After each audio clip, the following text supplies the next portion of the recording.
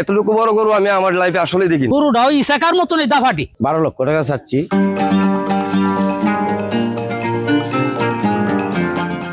দেশের বিভিন্ন এলাকায় কোরবানির পশুর নামকরণ মিডিয়া জগতে তারকাদের নামে দেখা যায়। তবে নেত্রকোনার কৃষক মোহাম্মদ শামসুল আলম খায়রুল তার ষাঁড়ের নাম রেখেছেন বাংলার প্রতিবাদী শাসক ইশাখার নামে। বলবান ও তেজি স্বভাবের হওয়ায় সবার নজর কাড়ে বিশাল দেহী এই গরুটি। স্বভাবের সঙ্গে মিল রেখে মালিক গরুটির নাম রাখেন ইশাখা। প্রায় 30 মাস ধরে ইশাখার সঙ্গে ভালোবাসার বন্ধনে আবদ্ধ খায়রুল ও তার পরিবার। 8 ফুট উচ্চতা ও 5 ফুট প্রস্থের গরুটির ওজন প্রায় 1.5 টন।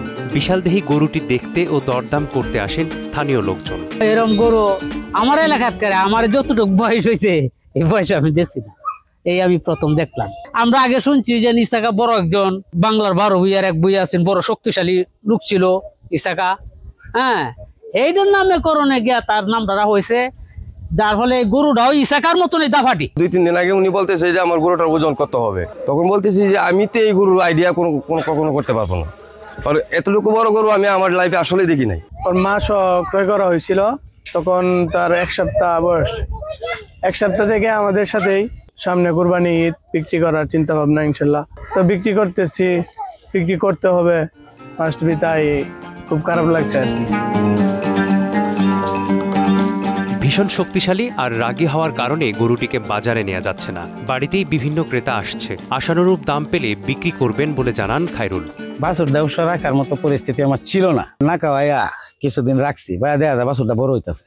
তখন আমি আস্তে আস্তে চিন্তা করলাম, বাছুরটার দিকে আমি খেয়াল নিলাম। খেয়াল নিয়ে লোগা বাছুরটারে কিছু কিছু খাবার খাওয়াইতেছি, আর সে বড় হইতেছে। ইশাকার যে তার যে একটা প্রতিবাদী ভাব ছিল, এই ভাবটা আমার গরুটার ভিতরে আছে। 25-30 মন হবে আর কি, প্রায় 1000 বা 1100 কেজির মতো হবে। আমি প্রায় 30 মাস যাবত পালতেছি। খড়, ভুট্টা, ধানের খড়, ফল ফলান্তির মধ্যে কাঁঠাল, কলা। 12 লক্ষ টাকা চাচ্ছি। কৃষক শামসুল আলম খায়রুল নেত্রকোনা সদরের কাইলাটি গ্রামের বাসিন্দা। সময় সংবাদ, নেত্রকোনা।